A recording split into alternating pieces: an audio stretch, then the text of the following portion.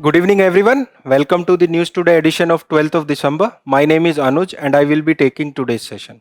So let us begin with the today's session. In today's session, we will be covering 4 main news, then we will be covering 7 quick updates, and then we will be covering place in news. So in main news, in first news, we will be covering about that the Supreme Court has expanded the ambit of sexual harassment of women at the workplace, prevention, prohibition and redressal 2013 Act. In the second main news, we will be covering about India's first indigenous hydrogen fuel cell passenger vehicle, which has begun in Varanasi. In the third main news, we will be covering about corporate bond as the Niti Aayog has released the report on deepening the corporate bond market in India.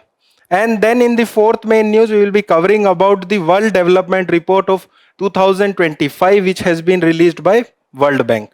And then we will be quickly covering the also in news. Then in place in news, we will be covering Mexico today. So let us begin with the first news for today. So the first news is that the Supreme Court has expanded the ambit of sexual harassment of women at workplace and prevention, prohibition and redressal 2013. In this news, we will be covering about this act, how it is useful and what are the changes which has been brought by the Supreme Court. It is related to GS paper 2, which talks about important aspect of governance. It is also relevant in GS paper 1, where we talk about issues related to women, and GS paper 4 as well. So it is very important for our preparation. So let us begin with the discussion of this news. Firstly, let us discuss the context. What is the changes which have been brought in by the Supreme Court? So first of all, Supreme Court has held that if woman faces sexual harassment at work by an outsider, even then she may file complaint in the ICC in her organization. So this is the context. And what do we understand by this? So we understand that even suppose a woman is working in a company X, and there is someone who has come from the different place and he has sexually harassed that woman, she can file the complaint with the ICC of the X company itself, not with the other companies. So this has increased the ambit. And what is the relevance of it? It is relevant because it is for women empowerment.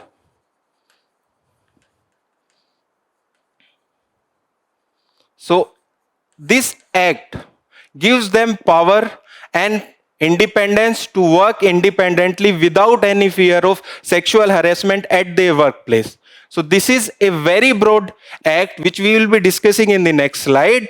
And even this judgment is related to Sohail Malik case, enable the ICC constituted at the aggrieved woman's workplace.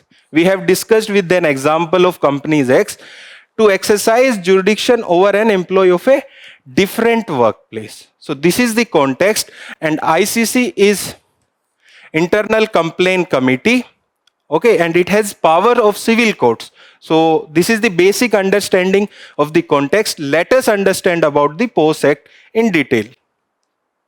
It can be asked in your prelims. You can substantiate your answers whenever you are writing about women empowerment or increase of women in the workplaces or the workforce. So this act is very relevant. Okay. So first of all, when it was established or when it was brought in 2013. But there were Vishaka guidelines which was given by the Supreme Court in 1997.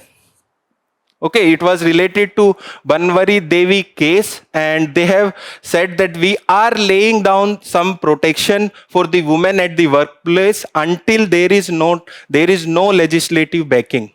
So for that legislative backing, this act was brought in 2013. Okay, and about its coverage. So its coverage is very broad.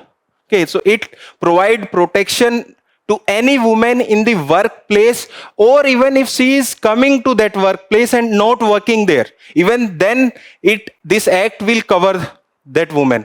and women employed in even in the dwelling places or houses, even the domestic house help are covered under this act. So this act is very broad, and if you are reading newspaper, you might have studied about that Supreme Court judgment regarding that are political parties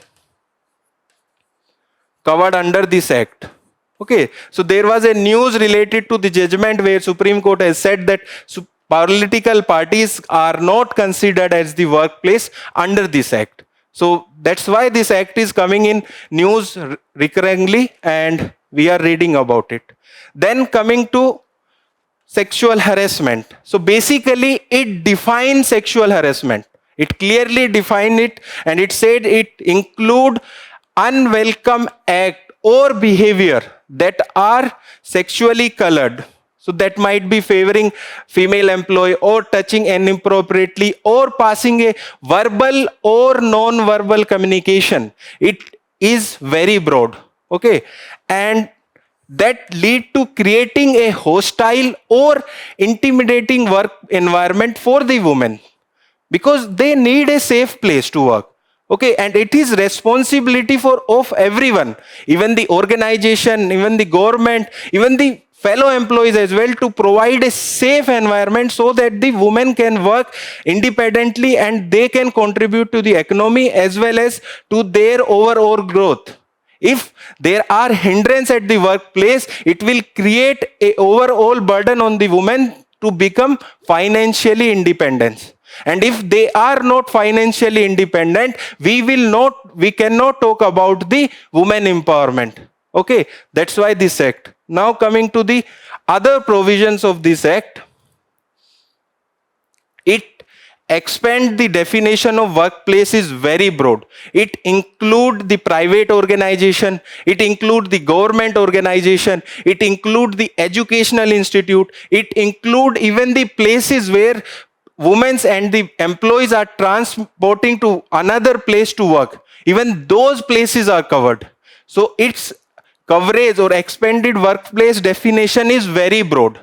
Okay. Now coming to the Internal Complaint Committee, ICC. Basically it should be established in every company which has more than 10%. And in ICC there should be more than 50% of women, and the head of the ICC should be women. So this is about ICC, Internal Complaint Committee. Any company which has more than 10 employees should constitute ICC. Now coming to the local committee. What is there or what it for? Okay, what is local committee for? We have talked about the places where 10% or more are working. But what about the places where there are less than 10%? Okay, so for that, there is a local committee. And what it is? So where workplace does not have an ICC. And where does workplace does not have ICC? Where 10 persons are not working. So district officers shall constitute a local committee to receive and redress the complaints. So basically, this act provide a holistic provision so that women can be protected at all the places. Okay. Lastly, penalties. Penalties include such as monetary fines or termination of employment depending on the severity of the offense. It includes other provisions as well, that the complaint should be made in the 90 days. Other provisions such as if there is a frivolous complaint, action can be taken against the woman as well. So there are many provisions in this act, but the major provisions we have covered in this news. So now let us discuss PYQ related to this news. So question is from mains examination and it is from ethics paper of 2014. When we were discussing the context, we have said that it is important for GS1, GS2 as well as for GS4. And what is the question? Question is, we are witnessing increasing instance of sexual violence against women in the country. Despite existing legal provision against it, the number of incidents is on the rise. Suggest some innovative measure to tackle this menace. So here you have to discuss about the increasing instant, you can support with the data. Then you have to talk about the legal provision under which, or one of which is POS Act. Then you have to talk about creative measures such as Chuppi Todo of UNICEF. Okay, that will make your answer very detailed and it will fetch you extra mark. So this was all about the first news. Let us move to the second news for today. So second news for today is that the India's first indigenous hydrogen fuel cell passenger vessel begins in Varanasi. In this news, this context in itself is an important. Then in this news, we will be learning about the hydrogen fuel cell, what are their advantages and what are limitations to hydrogen fuel cell. Then we will be solving one PYQ related to this news. It is related to GS paper 3, which talks about sustainable development. So let us begin the discussion of this news. So context, we have already discussed the context, and this vessel will run on hydrogen fuel cell system for marine uses, okay, which uses a fully indigenous low temperature proton exchange membrane. Basically hydrogen cells, but it includes low temperature proton exchange membranes. We will be discussing about its mechanism in the next slide. It is very important to know about the fuel cell and their advantages, their working, as well as their limitation. So if there is a direct or indirect question in your prelims or mains examination, you can solve that question. So let us discuss the mechanism which is involved in PEM cells. So first of all, it makes electricity from hydrogen without burning it. Then how it make it? So this is an diagram. Here there is anode and here this is cathode. Here we bring out the H2. You might be aware that H2, that is hydrogen, is most abundant in the nature. And there is one interesting fact as well, that is when proton and electron combines, they can lead to formation of hydrogen. That means the division of hydrogen here take place, that is into H plus, which is passed by this membrane. There is a catalyst here, which is usually platinum. Okay. And this pass through this membrane where it will attract with O2 and it will lead to the formation of H2O, that is water. And electron is not passed through this membrane.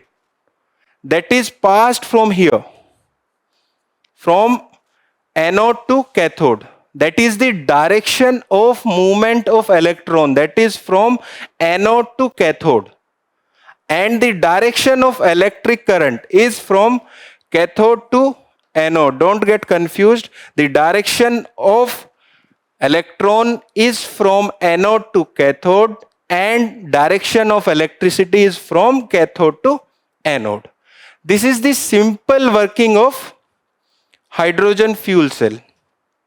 Okay, I hope you have understood it. Let us read out it again. So working principle involve an electrochemical reaction. So basically electrochemical reaction is taking place here and electrochemical reaction is producing electricity. If someone asks you that what energy convert from which energy to which energy the fuel cell convert, it convert the chemical energy to electrical energy. So that is the basic function of fuel cell. Then coming to that, hydrogen enters the anode. Here the hydrogen is entering, which is then divided into protons and electrons, and that protons pass through the membrane. We have discussed it. Hydrogen enters the anode where a catalyst split into proton and electron. And that catalyst can be a metal like platinum. Okay, so that is a basic working of fuel cells. Okay, now we will understand its advantages and the disadvantages. Coming to the advantages, first, it leads to zero emission. There was one PYQ related to this information. When we were reading its working, its byproduct was H2O and heat. So there is no harm to the environment. Okay, so it is zero emission. Secondly, it delivers high power density. What is the meaning of high power density? Basically, high power density means that the energy is there, means high energy is there in the small volume. That is the meaning of it has high power density. Next, it leads to quick startup, as there it can function on the low temperature as well. If you have a diesel vehicle, you might have noticed that in winters there are issues in starting of the diesel vehicle, but as it operates at the low temperature, there are no issues of quick startups. Then quiet operation. Why the operation are quiet? Because there are no moving parts in the fuel cells. Then there will be few wear and tear, as well as the whole operation will be very quiet. Lastly, it is high, it has high efficiency. That means it converts the energy directly from the hydrogen to electricity. That's why its efficiency is more than the combustion engines. What are the combustion engines? Basically, combustion engines are the vehicles which we are using nowadays, such as petrol and diesel. Okay, so these are the advantages of the hydrogen fuel cell. Let us understand its limitations as well. First limitation, high cost of materials. When we were discussing about the working, we discussed about a catalyst. And what was the catalyst? Platinum. So it is a very costly element. That's why its cost is very high. Secondly, availability of clean hydrogen. We have discussed that the hydrogen is most abundant, but its availability on the earth as pure hydrogen is difficult. That's why there is a mission, that is National Hydrogen Mission, where we try to get hydrogen from water by using the renewable energy. That's why second issue, availability of clean hydrogen. Thirdly, there is durability issue with the membrane between the anode and cathode. This membrane is not durable in the fuel cell. That is the third issue of this fuel cell. Okay, so these were the limitations with the fuel cells. Okay, now let us discuss a PYQ related to this news. What is the PYQ? It is from 2010 prelims, and the question is, hydrogen fuel cell vehicle produce one of the following as the exhaust. Okay, we have discussed under zero emission point. Okay, and the options are A, NH3, B, CH4, C, H2O, D, H2O2. So byproduct is water and heat. As heat is not given as option, so the answer will be C. Okay, so this was all about the second news for today. Let us discuss the third main news. The third main news is related to corporate bonds. And the news is that the Niti Aayog has released the report on deepening the corporate bond in the market. In this news, we will be understanding about these corporate bonds, what are their significance and what are their share. Okay, so this is given in this report. This we will be discussing. It is related to GS paper 3, where syllabus talks about economic development. So let us begin with the discussion for this news. Firstly, the context. We have already discussed. Let us understand about the corporate bonds.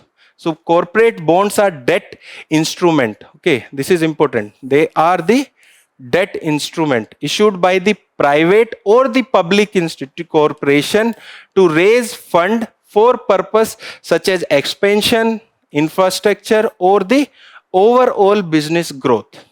Okay, many a time UPSC has asked question from the capital and the money market. We will be discussing the PYQ after the discussion of this news. Let us first understand what is given in this report. So this report has provided a framework that how there can be a increase in the usage of the corporate bonds. And it has provided about the bond market of India. And it has showed that maximum bonds are issued to government, central government, then state development loan bonds. Then it has also talked about treasury bills, then corporate bonds, then commercial paper, and then certificate of deposit. So the highest percentage is of central government, 45%. Then state government around 25%. Then treasury bill are only for 4%. Then corporate bonds are around 20%, 22%. And remaining commercial paper and certificate of deposit are nearly 2%. So it is given clearly in the report of the Niti Aayog. Okay, and what are the meaning? Okay, so basically the market is divided into money market and the capital market.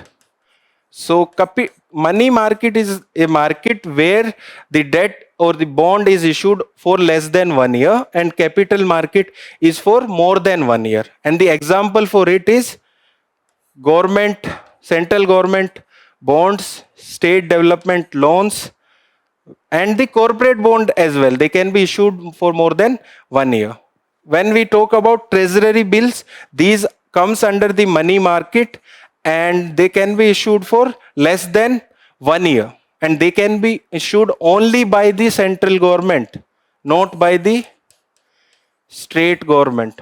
Okay, they can be issued by the central government. Then we have commercial paper.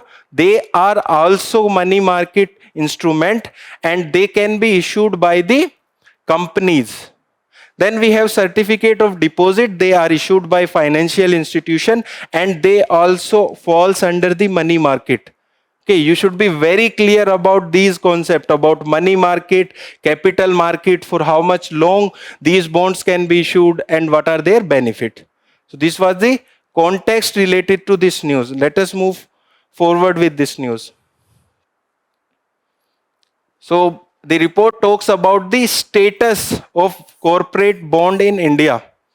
It said that it constitute about 15 to 16% of Indian GDP. And it said that it is growing. But this 15 to 16% number is very low when we compare to the countries such as South Korea, which has around 79%, Malaysia, which has around 54%, and China, which has around 38%. Okay, but it has said that it is increasing at a very fast pace. That is around 12% of annual growth rate, and it has increased from 17.5 trillion in 2015 to 53.6 trillions in 2025. So this is the status of corporate bonds in India. Okay, now coming to its advantages. First advantage, that it diversified funding. So basically corporate are dependent on banks and financial institutes. If the corporate bond market will strengthen, they have the diversified funding source.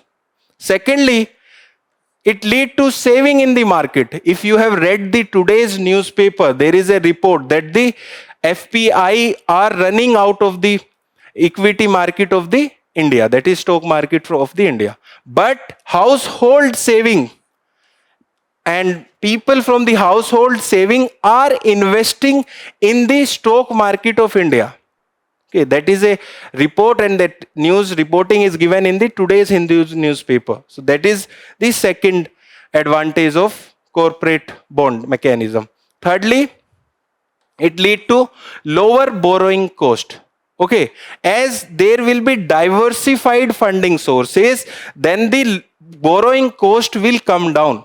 Okay, this is the demand and supply mismatch. Okay, if supply will be more, then the demand will be there, but that will come down.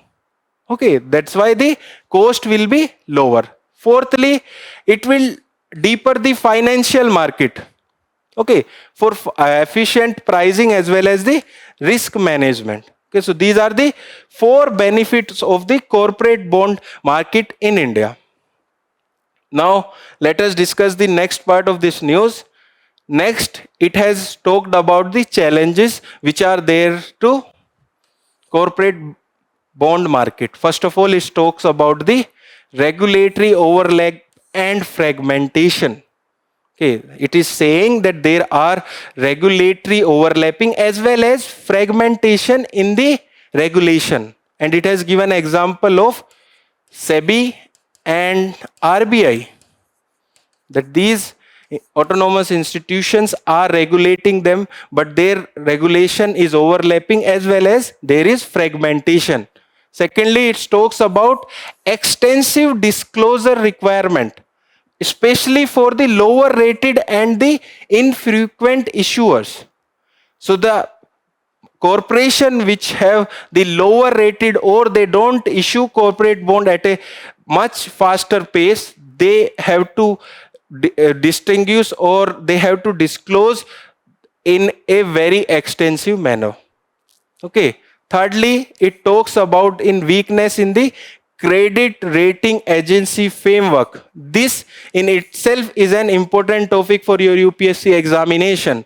And what are the issues in the credit rating agencies? Basically, they work on the issuer space model. Suppose they have to give credit rating to a corporation, but they will take money from that corporation itself. So it will leads to conflict of interest.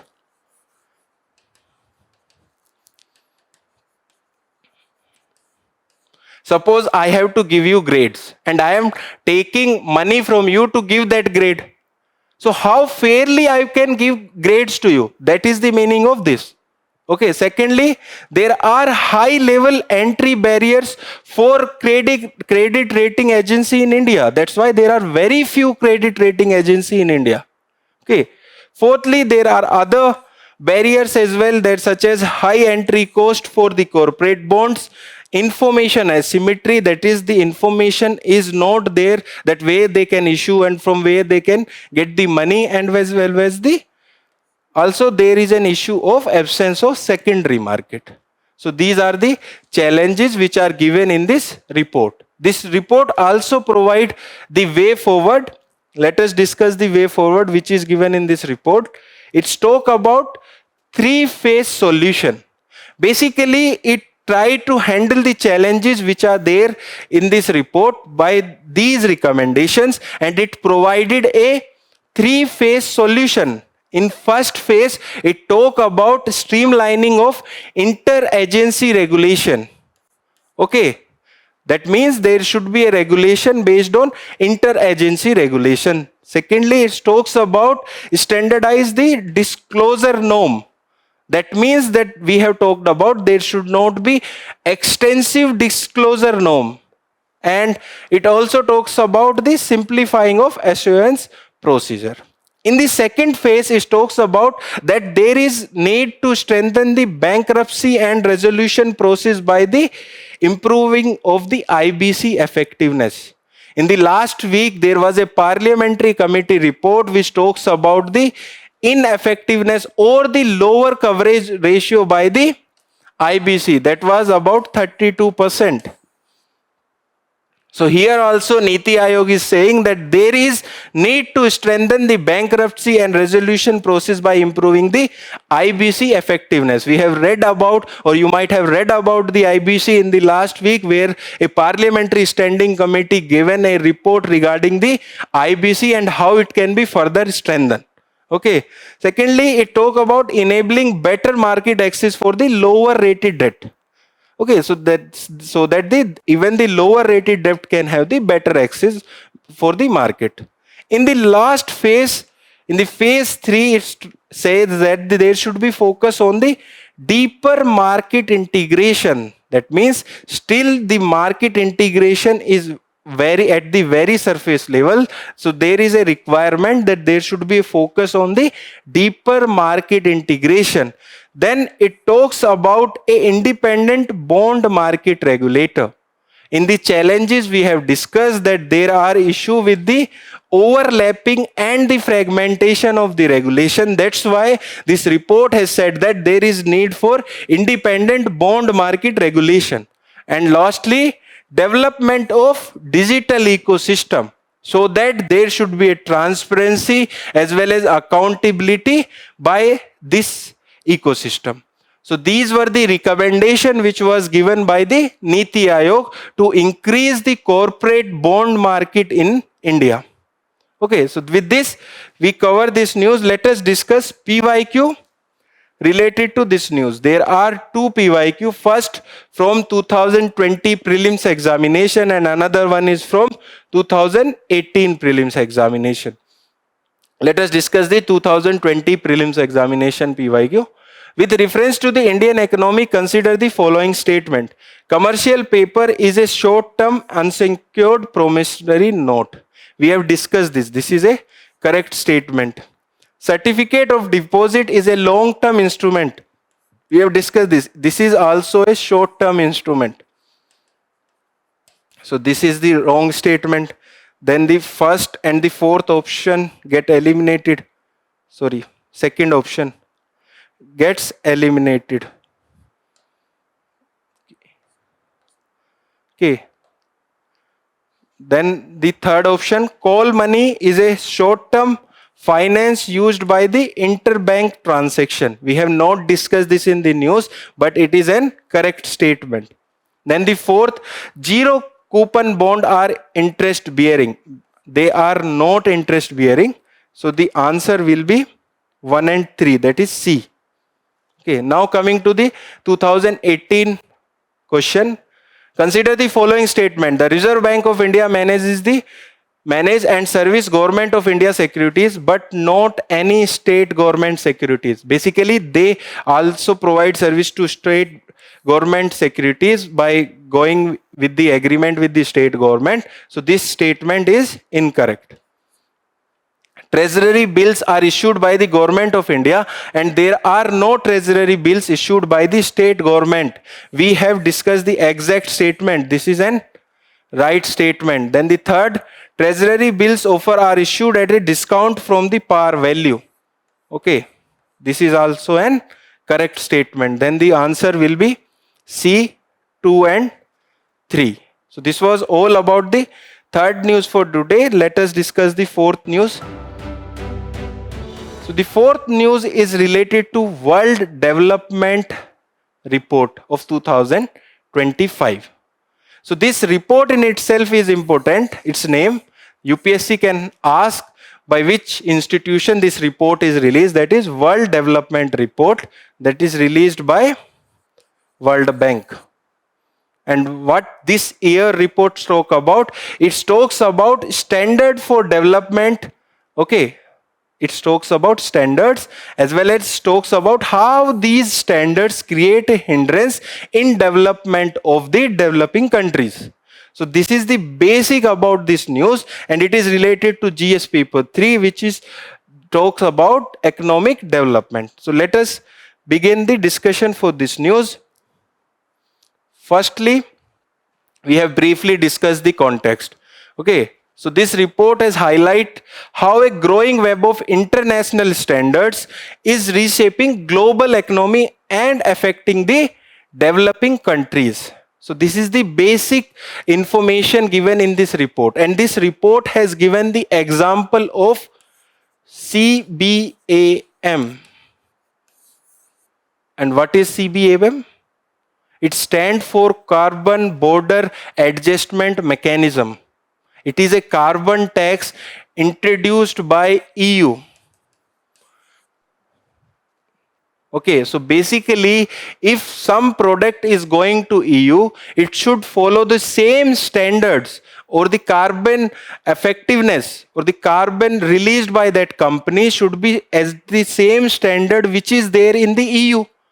And this standard is leading to the extra burden on the developing countries. Here they have given the example of Mozambique and Egypt.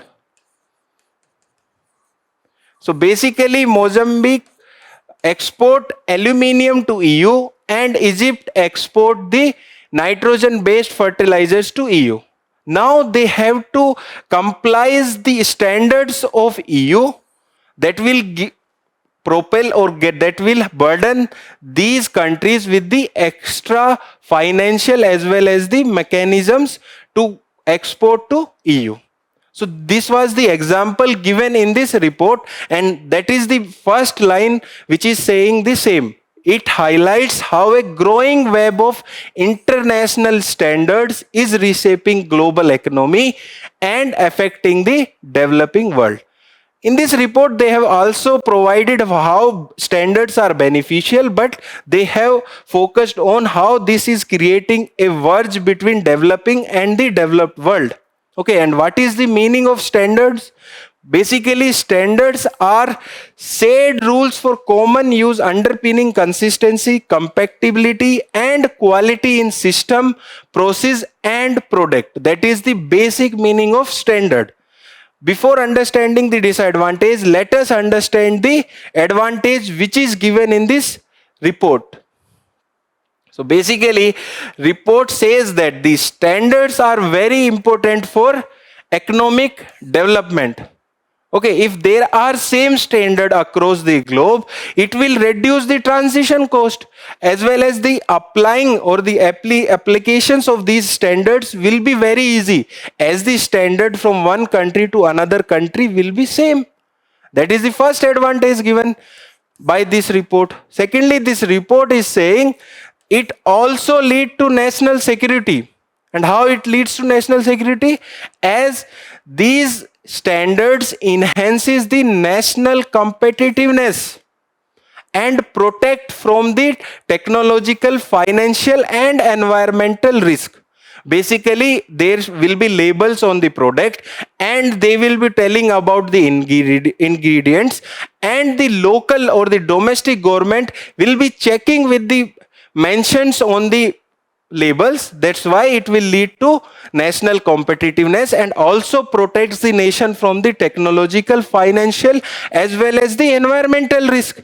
Okay, then it says that it also lead to social development. Okay, if you want to check someone's health or someone's education, you will be checking according to their standards. That means against a standards. Suppose there is a student from the 5th class, so there might be some standard against which you will be checking the aptitude of that student. So that's what this report is saying, that it is important for social development as well.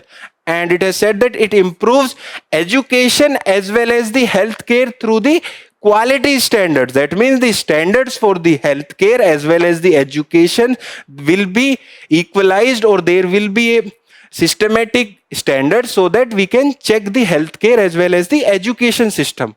And they have supported it with the example as well, that is standards like childbirth checklist for hospitals have reduced maternal death by nearly 47% in India.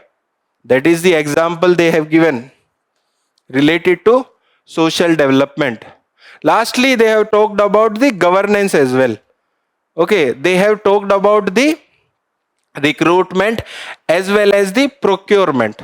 Suppose for recruitment there is a established standard, as well as for procurement there is a established standard, then there will be very low chances of corruption. That does not mean that corruption will be eliminated, but the chances for the corruption will get reduced. That is the meaning of this statement. So these are the importance of standards which are given in this year's World Development Report, which is released by World Bank. Now let us discuss the challenges. We have discussed one challenge at the starting itself. Now let us discuss the two more challenges which are given in this report.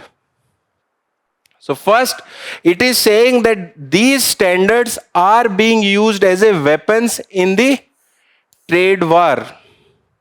You might be aware that there is rise of protectionism after the Trump became the president of USA. There are tariff wars and there are other mechanisms so that the globalization or the import and export of products can be hampered. So this report is saying that even the standards are acting as a weapon in the trade wars.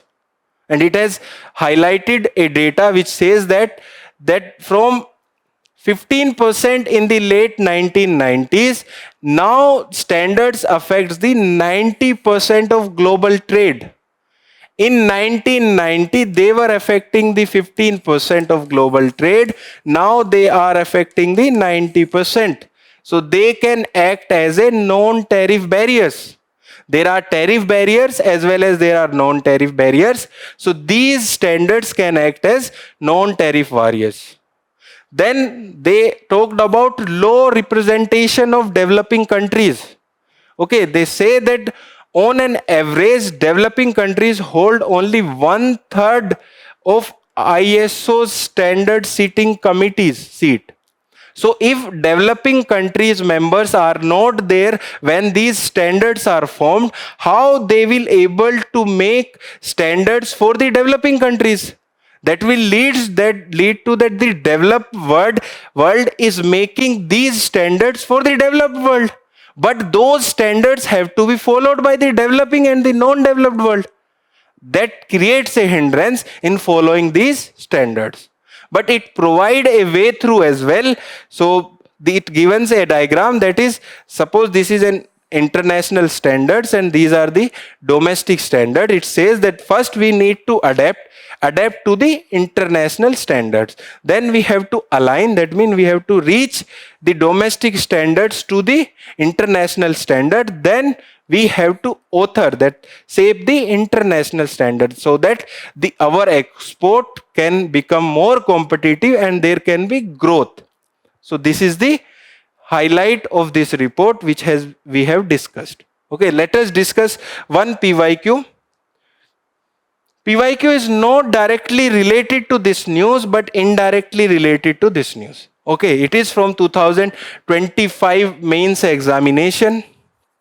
And the question is, what are the challenges before the Indian economy when the world is moving away from free trade and multilateralism to the protectionism and bilateralism? So one point you can write about the trade standards that are being used as a trade weapon. Okay, so this was all about the fourth news for today. Let us discuss so place in news for today is Mexico. And the context is that the Mexico has announced up to 50% tariff on imports from its non-preferential trade partner, which include India and other countries such as China as well. In this news, we will be covering about the Mexico as a country, its geographical feature as well as the political features. So let us look into the map. So Mexico share borders with United States, Guatemala and Brazil. These are its land borders, and when we talk about the maritime border, it's shared with the Gulf of Mexico as well as the Pacific Ocean.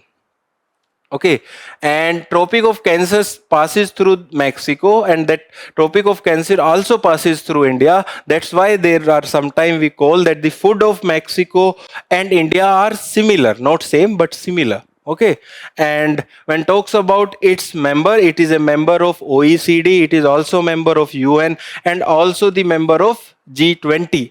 There was a previous year question when UPSC asked about the member of G20. Okay, and Mexico was given an option there in the one of the option, and its major mountains range are Sierra Madre and major rivers is Rio Grande. So this was all about Mexico, and its context is that it has announced up to 50% of import duty or on the non-preferential trade partner, which include India and other countries. Okay, so this was all about the place in news for today. Let us discuss quick updates for today. So the first quick update for today is UN Champions of the Earth Award. And why this is in news? It is in news because IAS officer Supriya Sahu has been awarded with this award along with 4 other persons, and she is awarded for her leadership on critical environmental challenges in India, which include the plastic pollution as well as the wildlife conservation. Okay, she has basically worked to remove plastic pollution as well as she have worked for wildlife conservation, especially in the mangroves region. Okay, and she is working in Tamil Nadu. Okay, so now let us understand about this award. Basically, it is given by UNEP, that means United Nations Environmental Program, and it is the highest environmental honor of the UN. It was started in the year 2005, and basically it is given for the person who are working on innovative and sustainable solution to address the triple planetary crisis. And what is the triple planetary crisis? It includes the crisis of climate change, nature and biodiversity loss, and pollution and waste. So these are known as triple planetary crisis. That is climate change, nature and biodiversity loss, pollution and waste. And IAS officer Supriya Sahu has been awarded with this year UN Environment Champions of the Earth Award, and it is awarded by UNEP, that stand for United Nations Environmental Program. Okay, now let us move to the second quick update. Second quick update is about Project Suncatcher. Okay, it will be started in the year 2027. Sorry, 2027. Okay, but the context here is that the Google CEO has announced that the company has begun work on a long-term research initiative, Project Suncatcher, which aims to put solar powered data center in the space. That is the important aspect, that they are trying to put data center in the space. And what are data centers? Basically, these are the IT backbone of a company, where a company store, process and disseminate the data. These are known as data centers. We will be understanding about Project Suncatcher in this. Please be very clear, it may be started from 2027. That is the deadline given by the Google. Okay, and it aims at building a solar powered satellite constellation capable of performing large scale machine learning program at the space level. And what are its advantages? Basically, if they are investing so much, there might be some advantages. First advantage is that it will avoid the environmental impact. Okay, whenever you might be listening or reading about the data centers, you might be reading that they produce a lot of heat and they require a lot of clean water. Okay, so that is the first advantage. Secondly, they reduce vulnerability such as power outages. So they are dependent on solar power in this space. There will be other reduction in the vulnerability such as under cable cuts and the natural disasters. So these are the reduction in the vulnerabilities. These are self-understood. Lastly, they will facilitate the data sovereignty. Basically, these data centers are processing data from different countries. But different countries have different rule for the processing of their data to carry out from one nation to the other nation. But as these data center will be in space, there will be no issue of national jurisdiction. That's why these are beneficial to the data terrestrial data centers. That is the meaning of this statement that says it will facilitate the data sovereignty as outer space is not subjected to the national jurisdiction under the Outer Space Treaty of 1967. Okay, that is the meaning of this statement. Now let us move to the next quick update. Next quick update is related to supernova. Okay, in 2024 there was an indirect question on supernova. There was no direct question, but there was indirect question in the prelims examination. And what is the context? That the recent NASA's James Webb Space Telescope has observed one of the earliest supernova recorded. In this news we will be learning about the supernovas and about the James Webb Space Telescope. Basically, it is under NASA, but it was a collaboration between NASA, European and Canadian Space Agency, and it tried to explore the origin of the universe. Okay, that is the James Webb Space Telescope. Now coming to the supernova. Basically, these are the explosion of the stars, and these are basically of two types. One is core collapse supernova, where a massive star which is up to 8 times of the sun exhausts from nuclear fuels, and there will be more gravity and it will collapse. Then that is core collapse supernova. And if the star is more than 10 times, that can lead to formation of black hole. Okay, second type is thermal runaway supernova. In this supernova, there is emanation of a dwarf star, and in this there are two stars orbiting one another. In these two stars, one should be a dwarf star. Then there will be a collision which will lead to the supernova. Okay, so this was about supernova. Okay, in 2024 prelims examination, the definition of this was given, but it was matched against pulsar. So if you are very clear with the meaning of supernova, you could have correct or you could solve that question of 2024 prelims examination. Okay, so this was about supernova. Let us move to the next quick update. And next quick update is about Charlchung festival. This is a festival which is happening second time, and the context is that it is happening second time. And the context is that the Assam's Majuli, it is an island which is hosting the Charlchung festival to revive Asia's first protected royal bird sanctuary. So there are two important facts here. One, this Majuli island, we will be reading about this in the news, and the another, this is it is for reviving the Asia's first protected royal bird sanctuary.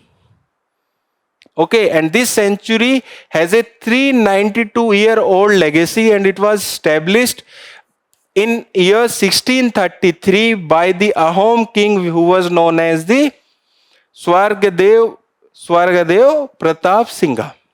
Okay, so this was about the royal bird sanctuary. It is the Asia's oldest bird sanctuary.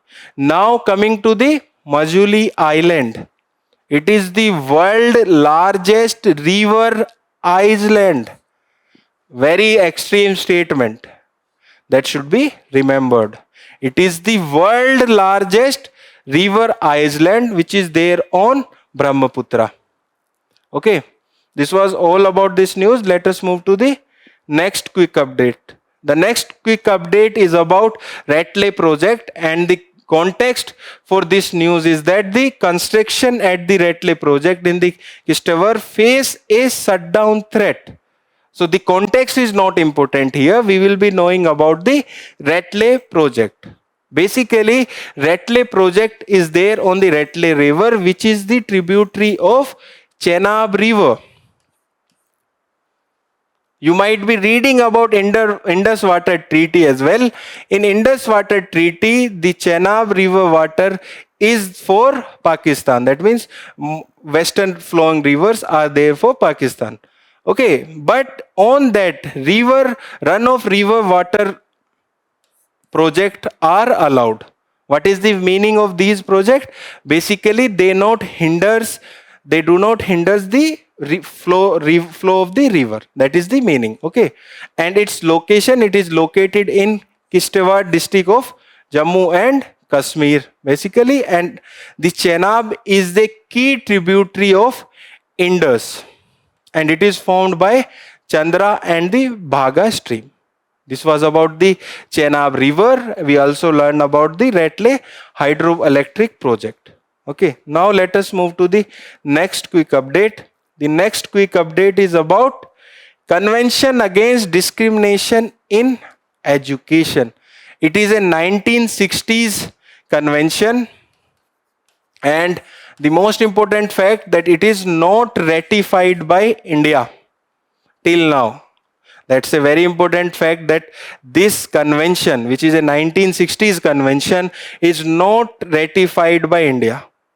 Okay, and the news or the context of this news is that the UNESCO has unveiled a report titled Right to Education, Past, Present and Future, which reflect on the achievement of this convention. In this news, we will be learning about this convention and what are its major objectives. Okay, so its genesis, as we have already discussed, is 1960, and it was adopted by UNESCO. And it is a legally binding international instrument which is entirely dedicated to right to education.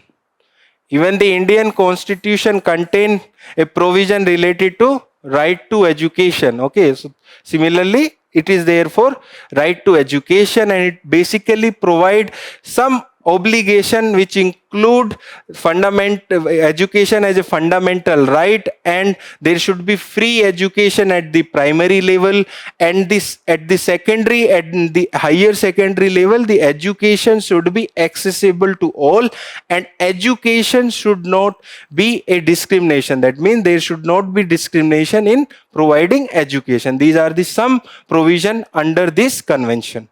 And the important fact, India has not ratified this convention. And what is the name of the convention? Convention Against Discrimination in Education, 1960. Okay, now let us move to the next quick update.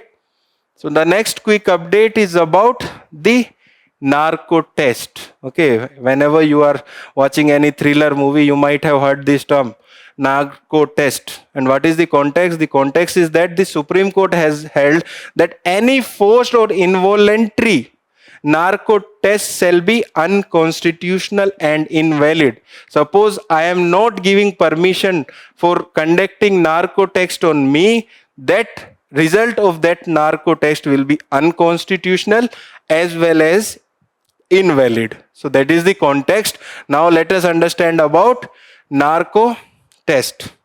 Basically, it is a process of investigation where the accused has given some sedation so that he is not there in his or her senses and can reveal the information.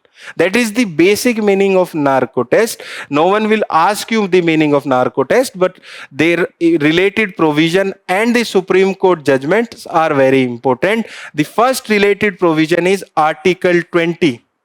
What does it say? It says that one cannot act witness against himself or herself. That is the meaning of Article 20.